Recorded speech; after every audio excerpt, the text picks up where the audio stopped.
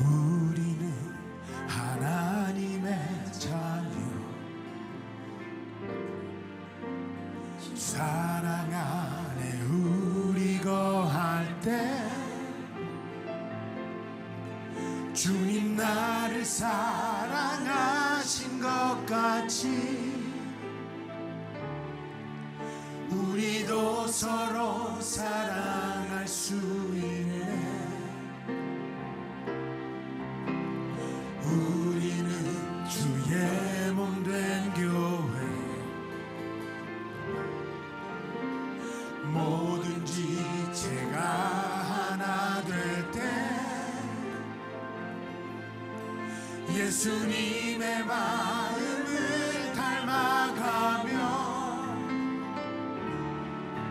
고통과 즐거움 함께 나누네.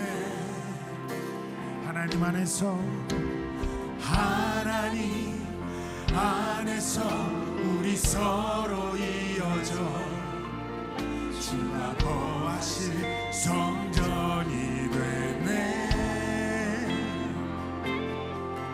모퉁이 돌 되신 예수와 하나 되게 하신 성령 안에 함께 지어져 가네. 아멘. 우리 하나 되신 주, 하나 되게 하신 주님 앞에 다시 한번 고백하며 결단하기 원합니다. 우리는 하나님의 자녀, 주 사랑 안에 우리 거할 때 주님 나를 사랑하신 것 같이 우리도 서로 사랑할 수 있네. 우리는 주의 몸 된 교회, 우리는 주의 몸 된 교회, 뭐든지 제가 하나 될 때 예수님의 마음을 닮아가며 고통과 즐거움 함께 나누네.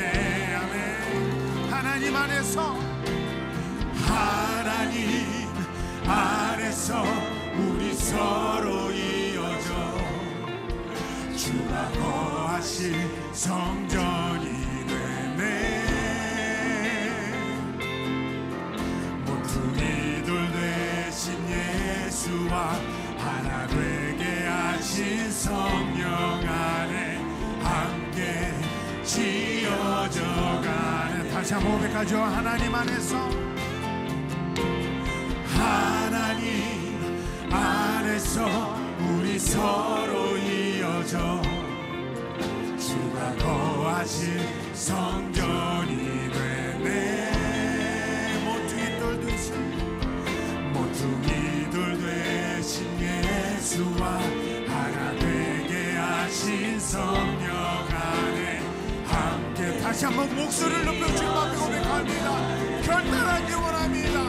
하나님 안에서, 하나님 안에서 우리 서로 이어져 주가 거하실 성전이 되네. 모퉁이 돌 되신 예수와 하나 되게 하신 성령 안에 함께 지어져가. 다시 한번 결단하기 원합니다. 하나님 안에서, 하나님 안에서 우리 서로 이어져 주가 거하신 성전이 되네. 모퉁이 돌 되신 예수와 하나 되게 하신 성령 안에 함께 지어져 가네. 모퉁이 돌 되신 예수와 하나 되게 하신 성령 안에 함께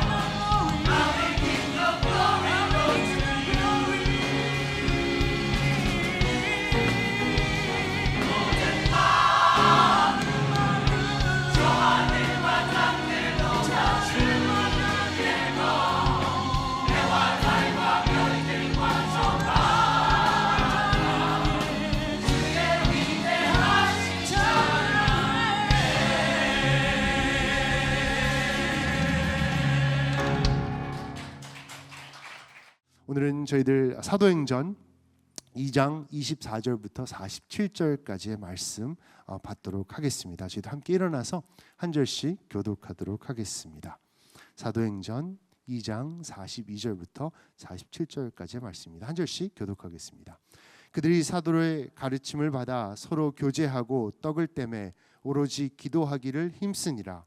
사람마다 두려워하는데 사도들로 말미암아 가사와 표적이 많이 나타나니 믿는 사람이 다 함께 있어 모든 물건을 서로 통용하고 또 재산과 소유를 팔아 각 사람의 필요를 따라 나눠주며 날마다 마음을 같이하여 성전에 모이기를 힘쓰고 집에서 떡을 떼며 기쁨과 순전한 마음으로 음식을 먹고 하나님을 찬미하며 또 온 백성에게 친송을 받으니 주께서 구원받는 사람을 날마다 더하게 하시니라. 아멘. 오늘은 교회에 대해서, 우리 초대교회에 대해서 한번 묵상하는 시간을 갖고자 합니다. 성령 충만함을 받은 베드로 사도가 설교를 했던 그 말씀을 통해서 설교를 배워본 적도 없고 훈련 받은 적도 없었던 그는 담대하게 성령을 받고 성령 충만함으로 하나님, 예수님의 삶에 대해서 선포하고 예수님의 죽음에 대해서 선포하며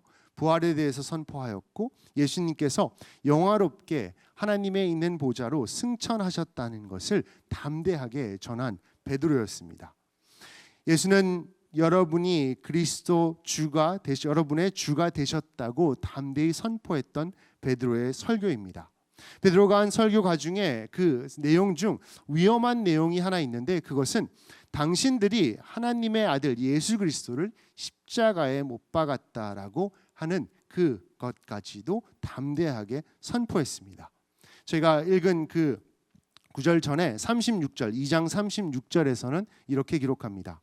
그런즉 이스라엘 온 집은 확실히 알지니 너희가 십자가에 못 박은 이 예수를 하나님이 주와 그리스도가 되게 하셨느니라 하니라라고 담대하게 선포하였습니다. 너희들을 통하여 너희들의 손으로 예수님께서 십자가에 못 박아 돌아가시게 되었다라는 것을 선포했습니다. 너무나도 놀라운 것은 이 말을 들은 사람이 이것 때문에 분노하지 않았다는 것입니다. 성령의 역사로 그들이 마음이 찔렸습니다. 그 바로 다음 구절 37절에서 기록합니다.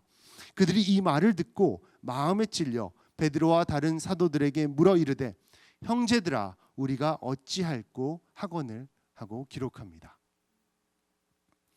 복음을 듣게 되고 예수님을 통하여 역사하시는 그 귀한 능력을 듣게 되고 이것을 깨달아 이제 그들이 질문하기를 형제들아 우리가 어찌할꼬 라고 질문합니다. 이 질문은 교회의 어떻게 보면 시작, 교회의 탄생을 여는 질문이었습니다.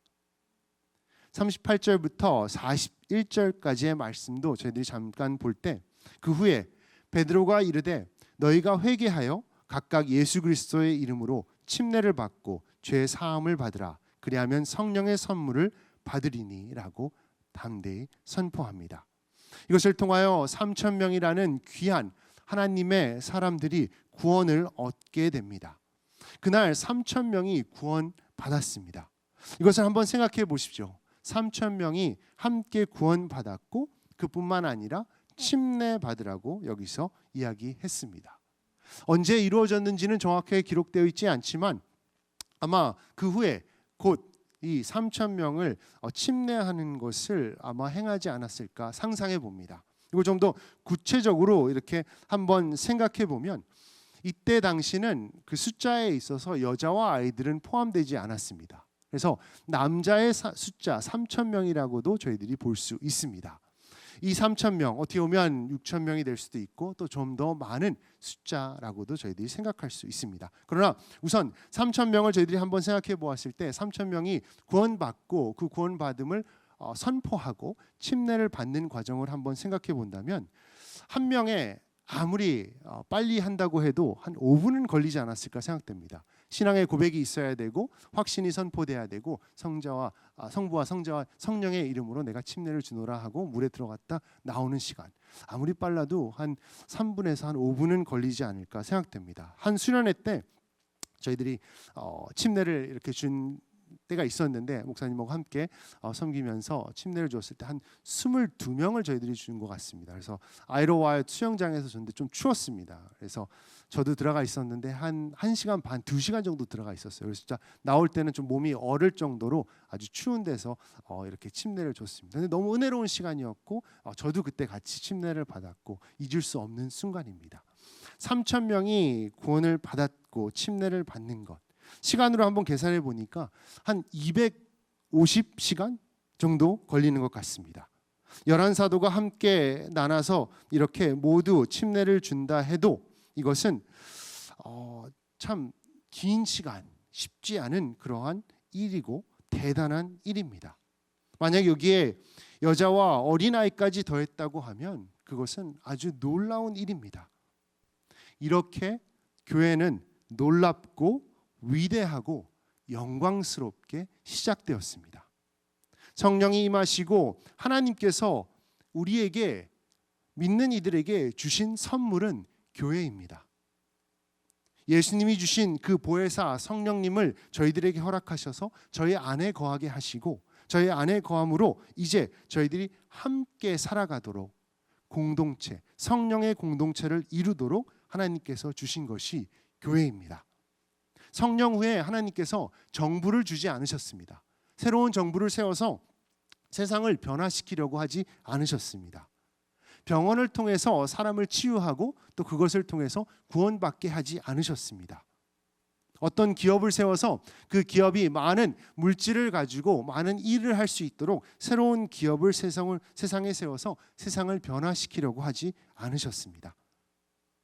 학교를 세워서 그 학교 안에서 지식을 가르침으로 그 지식을 통해서 세상을 변화하려고 하지 않으셨습니다. 성령이 임하고 이 땅에 주신 하나님의 선물은 바로 교회입니다. 세상을 변하는 데 있어서 한 영혼이 구원받는 데 있어서 하나님께서 주신 최상의 길은 교회입니다.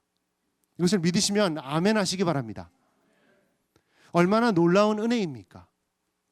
저희들이 읽은 그 성경 지금 이때부터 지금까지 이어지는 것이 교회입니다. 저는 정말 굳건하게 믿기는 하나님께서 허락하셨기에 교회가 지금까지 있는 것입니다. 많은 아픔도 겪고 세상으로부터 많은 어택도 받습니다. 그러나 교회는 아직도 많습니다. 이것은 아주 좋은 것이고 또 저희들이 계속 이어가야 되는 것입니다. 그러기에 분명 하나님께서 허락하신 것이고 하나님께서 지키고 계시는 것입니다.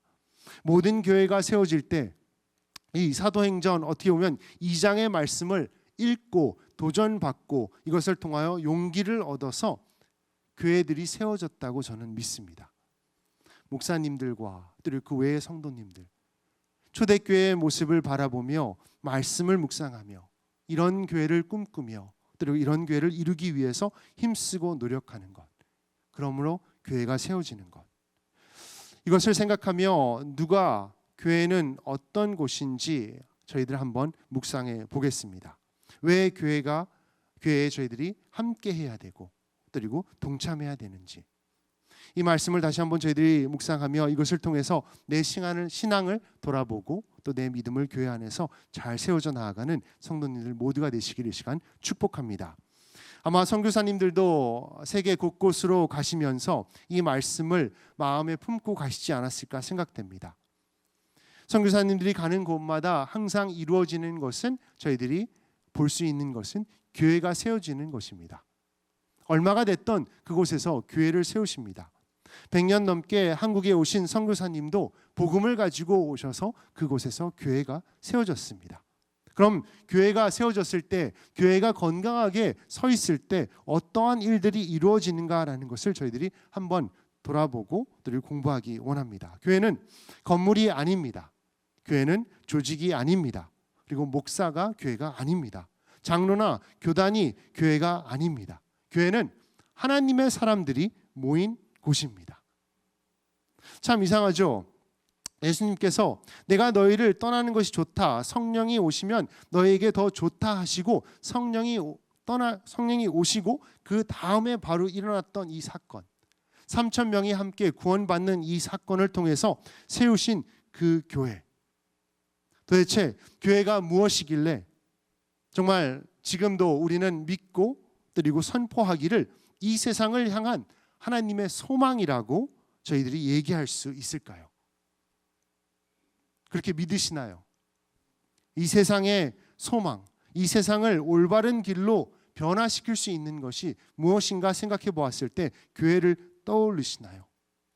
아까 말씀드린 것 같이 정치도 아니고 기업도 아니고 학교도 아니고 시민단체도 아니라는 것, 교회만이 이 세상 안에 소망이라는 것, 선을 행하는 것이고 하나님의 길을 따를 수 있는 것입니다. 이 이야기를 들어볼 때 저도 선포하면서 무엇이 답이고 무엇이 옳은 길인가라는 것에 있어서 교회입니다라고 저도 선포합니다. 좀 간 큰 소리가 아닐까라는 것도 생각됩니다. 교회가 변화시킬 수 있다라는 것. 내 힘으로 하려고 할 때는 간 큰 소리라고도 할 수 있겠지만 하나님의 능력으로 할 때 하나님께서 세우신 것을 기억하고 저희들이 한 발짝 한 발짝 나아갈 때 교회를 통하여 분명 축복이 이어지고 축복의 통로가 되며 구원의 역사가 일어나리라고 믿습니다. 오늘 말씀을 잠시 보며 초대교회의 특징을 보고 저희 자신을 돌아보는 시간을 가질 때 42절에서 먼저 선포하기를 그들이 사도의 가르침을 받아라고 말씀합니다. 초대교회의 모습입니다.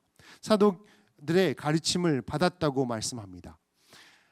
성령 충만함을 받은 이들, 그리고 그 말씀에 마음이 찔려서 구원받은 3,000명, 또 그리고 그 외에 많은 이들, 놀랍고 놀라운 것을 체험한 이들입니다. 신앙생활이 얼마가 됐는지 모르지만 짧을 수도 있고 또 어떻게 보면 구약을 잘 아는 그러한 사람들이었을 수도 있지만 성령을 체험하고 놀라운 능력을 체험했습니다. 그러나 이들은 말씀을 받는 데 있어서 아주 갈급했습니다. 준비가 되어 있었습니다. 놀라운 성령의 체험을 했다고 해서 교만하지 않았고 말씀 받기 위하여 더 힘쓰고 노력했다는 것을 떠올리게 됩니다. 교회를 오래 다닐수록 교만해지는 것이 아니라 새로운 성령의 능력을 체험함으로 교만해지는 것이 아니라 말씀에 더욱더 갈급해져야 합니다. 교회의 아름다움, 능력은 어디에 있을까라는 것을 생각했을 때 말씀을 갈급하는 그 성도들이 함께 모여 있을 때 교회의 아름다움과 교회의 능력이 나타난다고 믿습니다. 하나님을 더 알고자 하고 예수님을 어떻게 내가 더 닮아갈 수 있을까 고민하며 하나님께서 이끌어 가시는 그 한 발짝 한 발짝 저희들이 함께 나아갈 때 그때 더더욱 저희는 담대하게 이 세상을 향하여 이 세상에 대하는 이 세상의 해결책은 교회라고 선포할 수 있으라고 믿습니다. 말씀을 읽어도 말씀은 새롭습니다. 저희들이 큐티를 하며 이렇게 묵상을 하는 말씀, 그리고 저희들이 이제 거의 올 한 해를 마무리하면서 성경을 저희들이 쭉 읽어 나가시라고 믿습니다. 그 읽는 그 말씀 어떠신지요? 한 해에 한 번은 꼭 읽는다, 아니면 계속 이어나가신다, 뭐 할 수 있겠지만 읽을 때 그 말씀이 저희에게 어떻게 다가오는가 한번 돌아봅니다. 숙제같이 읽으시는 분들도 있을 수 있고 또 어떤 분들은 정말 한 절 한 절 이렇게 정말 씹으면서 내 마음에 새기면서 읽으시는 분들도 있을 것이고 말씀이 어떻게 나에게 다가오고 있는가 한번 되돌아봅니다. 저희들이 말씀을 받기도 하고 내가 묵상하고 읽기도 하고 이러한 모든 과정에 있어서 하나님의 말씀을 내가 듣기 위해서 얼마나 간절한가라는 것을 한번 저희들 돌아보며 그리고 그 말씀을 읽을 때 나에게 어떻게 다가오고 있는지 얼마나 새롭게 다가오고 있는지 똑같은 책을 혹시 여러 번 읽어보신 적이 있나요? 여러 번 읽어서 잘 알고 있는 내용 많이 읽으신 분들은 얼마나 많이 읽었을까 궁금합니다. 뭐 10번? 20번? 그만큼 읽으셨을까요? 똑같은 책을? 감동이 똑같을까요? 하나님의 말씀 읽고 읽어도 감동이 있습니다. 저희들이 예배를 드리면서 하나님의 말씀이 참 새롭게 다가올 때가 있다고 저는 믿습니다. 그러한 체험, 하나님의 능력이고 말씀의 능력입니다. 이것을 저희들은 잊어서는 안 되고 놓쳐서도 안 됩니다. 저도 이렇게 성경을 읽으면서 때로는 이렇게 쭉 읽어 나갈 때가 있고 또 때로는 읽으면서 이렇게 좀 진전이 없을 때가 있습니다. 읽다가 눈물도 흘리기도 하고 읽다가 참 이것이 새롭게 다가올 때가 있기도 합니다. 그래서 어떤 구절은 읽을 때마다 저도 좀 잘 아시겠지만 눈물이 많아서 그럴 수도 있겠지만 읽을 때마다 우는 성경 구절도 있습니다. 그래서 조심하죠. 제가 너무 많이 또 이렇게 울고 이러면 또 안 돼서 제가 조심해서 하는데 그래서 오늘도 읽을까 말까 고민을 했는데 안 읽도록 하겠습니다. 그래서 근데 하나님의 말씀은 이렇게 놀랍습니다. 똑같은 것을 또 읽어도 참 새롭습니다. 나에게 말씀하여 주십니다. 이것이 힘이 되고 저희들에게 능력이 됩니다. 교회가 무엇인가, 초대교회가 어떻게 시작했으며 그 교회의 모습을 통해서 지금까지 어떻게 이어갈 수 있을까? 첫 번째로는 말씀의 갈급함, 그 말씀을 받는 그 마음이 있었다는 것입니다. 나는 어떠한가요? 나의 긴 신앙생활 아니면 짧은 신앙생활에 있어서 나의 갈급함은 어떠한가 한번 돌아봅니다. 나의 예배의 모습은 어떤지요? 혹시 느끼셨는지 모르겠는데 이 예배 드리는 그 모습이 이렇게 전염됩니다. 앞에서 저희 찬양팀 정말 매주 너무 수고해 주시고 참 뜨겁게 찬양을 인도해 주셔서 너무 감사드리고 또 저희 성가대 특별히 연습하시면서 하나님께 올려드리는 그 찬양 통해서 저희 예배가 더 풍성해집니다.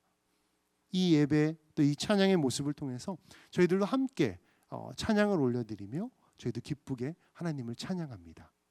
어쩔 때는 왔는데 마음이 그렇게 좀 부드럽지 않고 딱딱해져 있지만 찬양을 드리며 내 마음이 풀어지는 것을 혹시 체험하신 적이 있는지요? 또 때로는 누군가 올려드리는 그 찬양의 모습이 너무 은혜로워서 내 마음이 조금 더 부드러워지고 녹아지는 그런 때는 없으셨는지요? 옆에 있는 계신 분이 너무 뜨겁게 그리고 정말 흔들림 없이 말씀을 받는 그 모습, 청종하는 그 모습에 나도 그 말씀을 더 열심히 받게 되는 그러한 때는 없으셨는지요? 저희들이 예배드림이 이 공동체 안에서 서로 전해지게 됩니다. 서로 나누게 됩니다. 그래서 저희가 함께 예배를 올려드리는 것입니다. 교회가 교회되는 그 방법은 또 지름길은 좋은 설교자보다는 말씀을 갈급해하는 성도들의 그 마음이 함께 모여 있을 때 저희 교회는 더욱더 건강하게 세워지리라고 믿습니다. 우리가 말씀을 먹고 실천하고 전쟁할 때 초대교회의 모습을 지금도 저희들이 지켜 나가리라고 믿습니다. 두 번째로 42절에서 서로 교제하고 떡을 떼며라고 기록합니다. 이것을 좀 더 구체적으로 볼 때 44절과 45절에서 믿는 사람이 다 함께 있어 모든 물건을 서로 통용하고 또 재산과 소유를 팔아 각 사람의 필요를 따라 나누어 주며라고 말씀합니다. 근데 지금 세대에서 내가 이것을 팔아서 교회에다 헌금한다라고 하면 많은 분들이 좀 먼저 말리지 않을까라는 생각이 듭니다. 혹시 이단이 아닐까? 이렇게 팔아가지고 뭐를 한다는 것, 뭐가 잘못된 믿음이 아닐까라는 의심을 저희들이 먼저 하게 됩니다. 그런데 성경을 보면 시작은 그렇지 않았다는 것을 저희들이 분명하게 알 수 있습니다. 그들이 함께 삶을 나누고 그들의 부도 함께 나누었던 것을 여기서 기록합니다. 어떻게 보면 지금 저희들이 겪고 있는 것이 슬픈 현실이라고도 볼 수 있습니다. 성경의 초대교회는 이렇게 시작하였습니다. 함께 나눔으로 시작하였습니다. 아름다운 모습입니다. 잘못된 사상 때문에 사람의 욕심 때문에 좋은 것이 현혹된 모습입니다. 초대교회의 이 교인들은 많은 이들이 유대인이었습니다. 돈의 개념이 아주 뚜렷한 사람들이고 정확한 사람들입니다. 낭비하지 않습니다. 돈에 있어서 어떻게 보면 철저한 민족이라고도 지금 전해지고 있습니다. 그런데 어떻게 이렇게 나눌 수 있었을까요? 무엇을 팔아서 나누는 것을 생각해 볼 때 분명 돈보다 더 중요한 것을 알았기 때문에, 이 공동체가 얼마나 중요한지를 알고 있었기에 내가 가지고 있는 그 물건보다 내가 가지고 있는 것을 조금 잃는다 하더라도 이 공동체, 성령 안에서 함께하는 이 공동체를 지키기 위해서, 돕기 위해서 힘쓰는 그들의 모습을 저희들이 떠올리게 됩니다. 이번 크리스마스에 저희는 나눔을 좀 실천하고자 해서 저희들이 함께 상의하면서 알아보아서 이 주위에 있는 로코 패밀리 크라이시스 센터라는 곳을 찾게 되었습니다. 그래서 거기서는 좀 어려운 가정들, 특별히 아빠가 없고 그리고 부모 중에 한 명이 뭐 이런 아픔이 있는 또 혹시는 이런 제어에 들어가 있는 이러한 상황, 그런 가정들을 이렇게 연결해서 크리스마스 선물을 준비해서 그들에게 전달하는 그러한 센터를 저희들이 찾게 됐습니다. 그래서 이번에 목장에서 또 수고해 주시는데 두 목장이 한 가정을 섬기도록 이렇게 부탁드렸습니다. 그래서 어떤 가정은 보니까 저희들이 받은 7가정은 다 싱글 멈 패밀리입니다. 그래서 엄마 혼자 아이들을 키우는 가정이고요.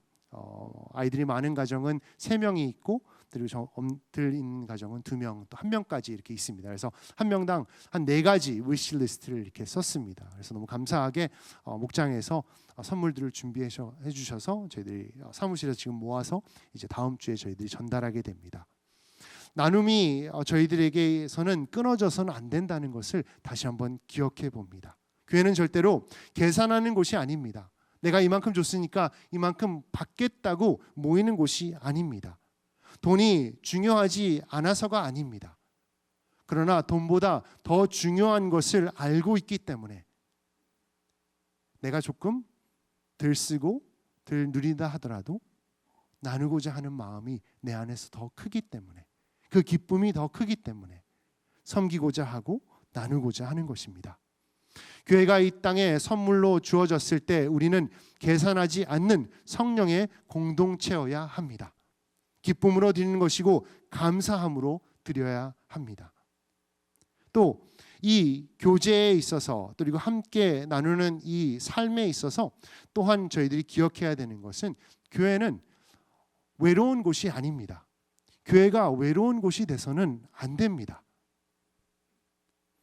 저는 2022년 한국에 한 달 동안 이제 한국의 교회 문화와 또 교회를 볼 수 있는 기회를 허락해 주셔서 제가 한국에 다녀온 것을 기억합니다. 그래서 한 가지 그때 경험했던 게 있는데 여호수아 목사님 또 신 목사님 그리고 그 부목사님들 너무 따뜻하게 잘 섬겨주셨고 너무 잘 챙겨주셨습니다. 그래서 많은 사랑을 받고 이렇게 한 달을 지내고 돌아왔는데 첫 주에는 이제 제가 인사를 드리는 시간을 허락하셔가지고 4부까지 있는데 4부 예배를 제가 다 드렸습니다. 그래서 아마 2시간별로 이렇게 예배가 있는데 예배 전에 저도 갔고 그리고 예배 중간 이제 예배가 끝나고 성도님이 나가고 들어오시고 이렇게 하시는 시간이 한 뭐 30분 또 30분에서 40분 정도 이렇게 있는데 사역하시는 분들 뭐 교회에서 당연히 워낙 바쁘기 때문에 뭐 따로 이렇게 저랑 같이 계실 수가 없었습니다. 또 중간중간 그런 신경 써주시고 챙겨주셨지만 그래서 어쩔 때는 30-40분이 좀 뻘쭘한 시간이 저한테는 있었습니다. 그래서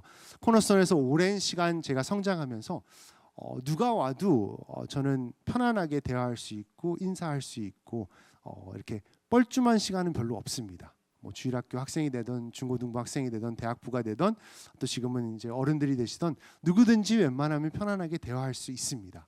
근데 한국 가서 뻘쭘하더라고요. 그래서 이렇게 한쪽에 서 있으니까 한 번은 신 목사님이 되게 좀 불편해 보이셨는지 괜찮냐고 뭐 다른 게 필요하냐고 이렇게 물어보셨는데 저 괜찮다고 이렇게 했던 것을 기억합니다.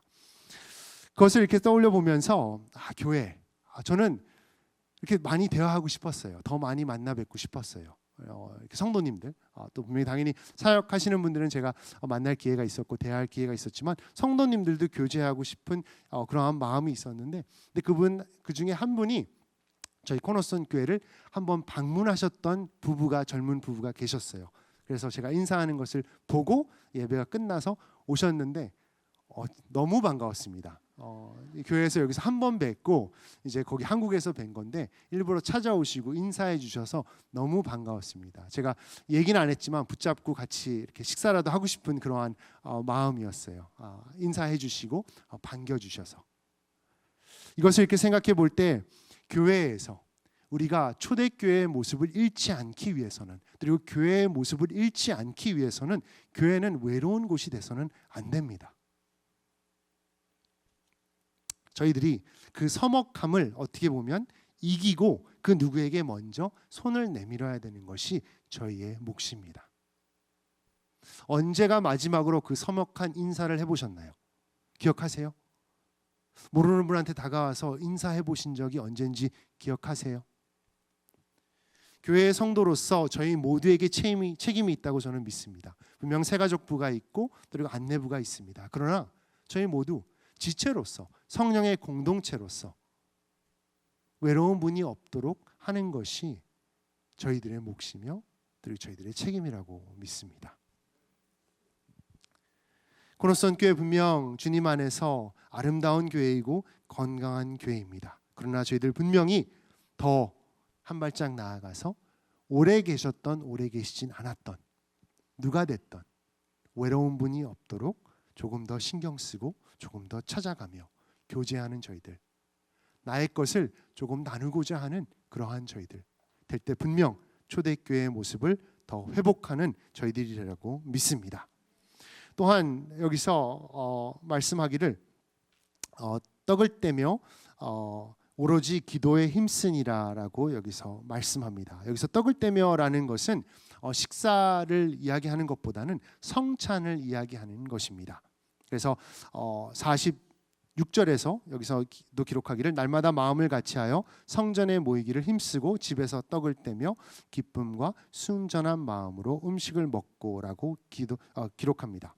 초대교회의 아름다운 교제도 있었지만 그것보다 아름다운 예배도 그 안에서 분명하게 있었습니다. 성찬이라는 것은 예배를 의미합니다. 이때는 매번 예배를 올려드릴 때마다 성찬식을 거했습니다. 저희도 올해가 가기 전에 마지막 주일에 성찬 예식을 거행하겠습니다. 그래서 성찬을 했다라는 것을 떡을 뗐다라는 것은 예배를 그렇게 드렸다는 것입니다. 한 달에 한 번이 아니고 매 예배 때마다 그렇게 하였습니다. 이 모습을 보았을 때 성전에 모이고 또 그뿐만 아니라 집에서도 모이는 것을 기록하고 있는 것을 볼 때 함께 저희들이 모이는 이 예배 너무나도 중요합니다.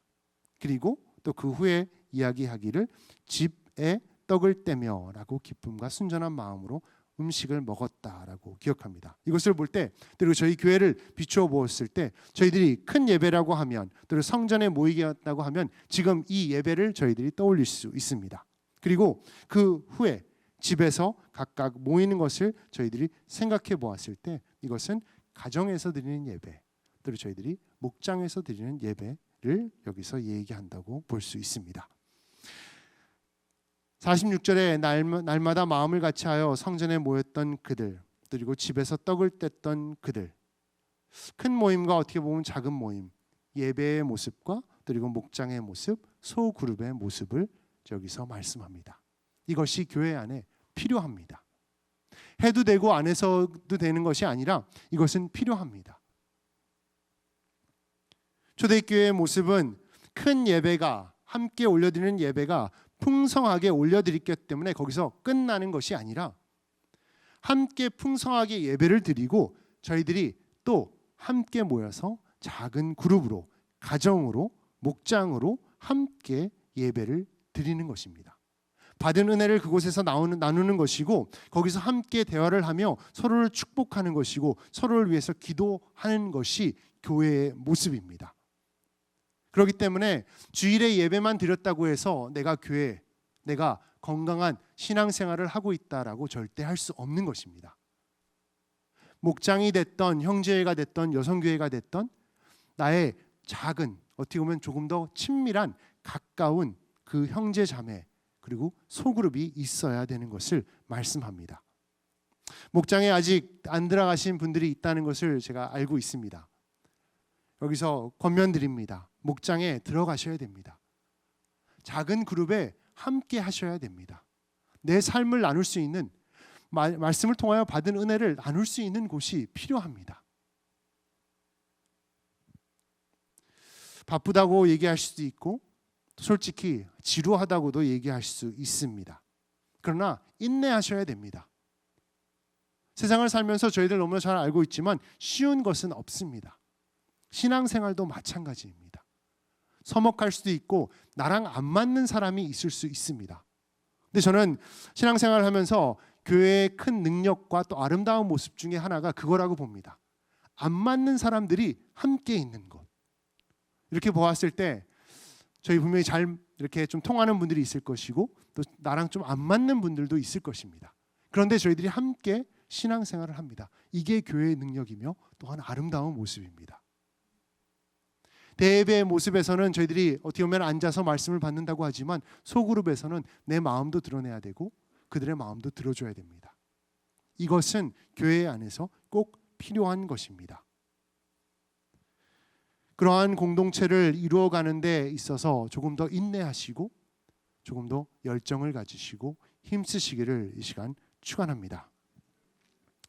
교회 안에서 또한 이루어지는 것을 보았을 때 그 안에서는 기적과 표적이 일어나는 것을 여기서 기록하고 있습니다.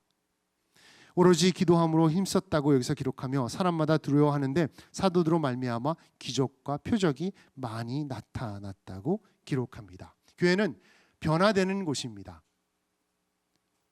어떠한 기적, 누가 치유되는 것, 이러한 것도 분명한 하나님의 역사이고 기적입니다. 그러나 누군가 변하는 것, 누구의 생각, 누구의 관점이 변하는 것, 성경과 가깝게 성경으로 변화되는 것이 저희들이 체험하는 변화입니다. 기적입니다. 내 삶을 한번 돌아보았을 때 2025년 나는 어떠한 변화가 있었나 한번 저희들이 돌아보기 원합니다. 내가 하는 일에 있어서 행동에 있어서 변화된 게 있으신가요? 내 언어에 있어서 조금 변화된 게 있으신가요? 내가 선택하는 거에 있어서 내가 보내는 시간에 있어서 어떤 변화가 있었는지 저희들 한번 돌아보며 기적적으로 역사하시는 그 하나님의 손길이 내 삶에서도 역사하고 있다고 간증하는 저희들이 되기를 바라며 이것을 저희들이 잊지 않고 살아가며 또 내 주위에서도 정말 내 이웃이 변하는 모습을 통해서 하나님을 찬양하는 감사하는 그러한 저희들의 교회가 될 때 마지막 볼 수 있는 47절의 모습은 하나님을 찬미하며 또 온 백성에게 친송을 받으니 주께서 구원받는 사람을 날마다 더하게 하시니라 라고 말씀합니다. 살아있는 교회의 모습입니다. 교회는 조직도 아니고 교단도 아니고 목사도 아닙니다. 교회는 하나님을 사랑하는 사람들의 모임입니다. 그래서 오늘 제목을 좀 고민했는데 나는 교회, 저희 한 명 한 명이 교회입니다. 그렇다면 이 오늘 주신 말씀 이것이 내 모습일까? 나는 교회인가?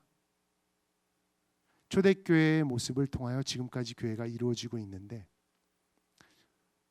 그 중간 변질된 모습도 있을 수 있고 달라진 모습들도 있지만 그 중심은 흔들리지 않고 이어져 나가고 있다고 저는 믿습니다. 그렇다면 나의 신앙, 나는 교회로서 이 공동체의 한 부분으로서, 한 지체로서, 한 몸으로서, 가족으로서 이 초대교회의 모습을 이루어가고 있는지 저희들이 한번 돌아보면서 이 시간 결단하기 원합니다.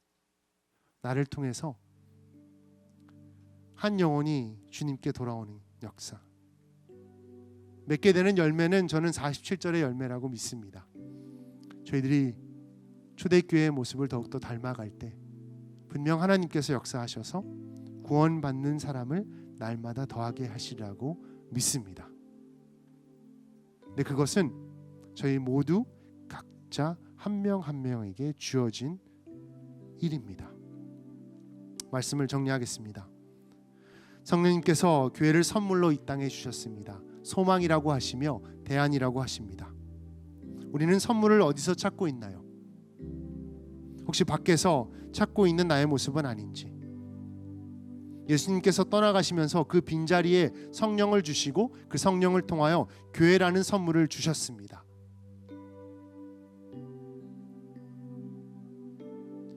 나는 누구에게 선물이 될까 저도 한번 생각해 보았습니다.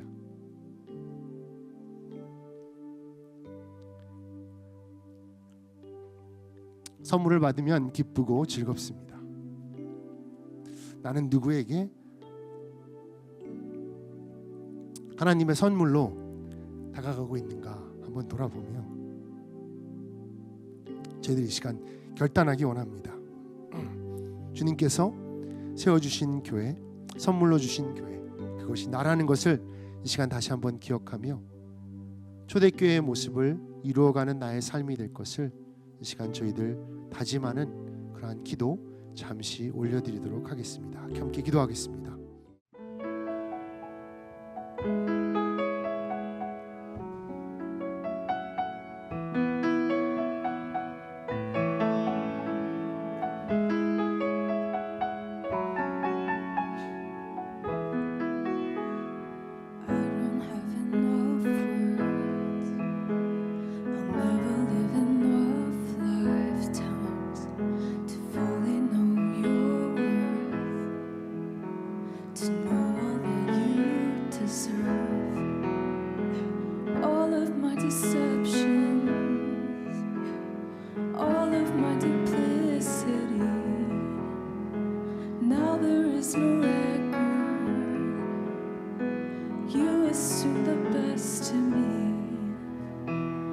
This is why I thank the Lord for loving me when I was weak. So I will sing. This is why I thank the Lord for everything. This is why I thank the Lord. This is why I thank the Lord for saving me when I was weak.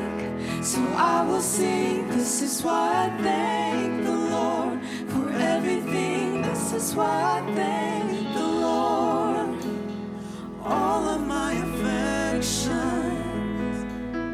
everything I have to give, the sum of my attention is measured in the praise I live. And this is how I thank the Lord for saving me when I was weak. So I will sing. This is how I thank the Lord for everything. This is how I thank the Lord.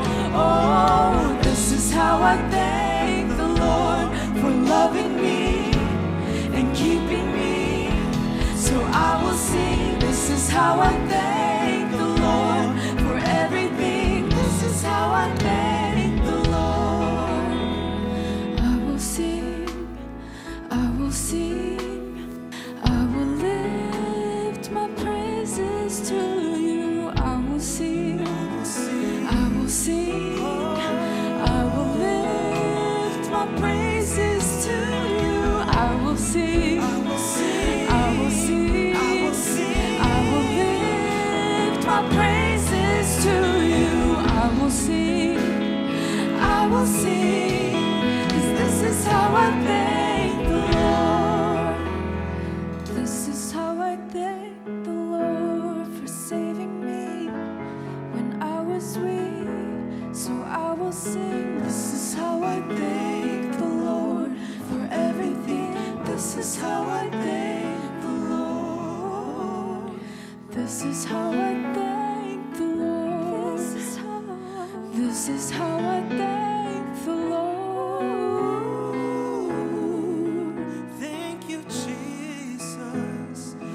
This is how I thank the Lord. Let's give a clap offering unto the Lord.